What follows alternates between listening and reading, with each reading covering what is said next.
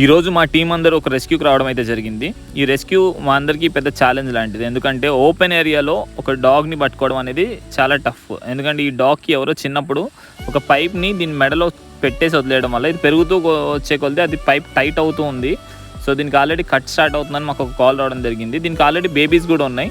So దీన్ని మేము ఫైనల్గా అయితే దీన్ని పట్టుకోగలిగాం. పట్టుకున్న తర్వాత దీన్ని ఒక వైర్ కట్టర్ తోటి ఆ పైప్ని మెల్లగా కట్ చేయడం అయితే జరిగింది.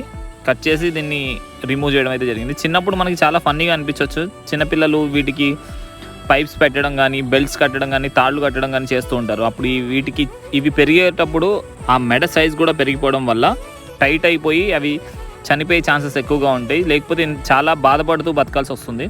సో ఇలాంటివి ఎప్పుడన్నా మీరు చూస్తే ఆ పైప్ని చిన్నప్పుడే తీసేయడం కానీ, ఆ వైర్స్ ఏమైనా ఉంటాయి కట్ చేయడం కానీ చేయడం వల్ల చాలా యానిమల్స్ బాధను మీరు తగ్గించిన వాళ్ళు అవుతారు. Thank you for watching. Thank you. Donate us to save more animals. Thank you.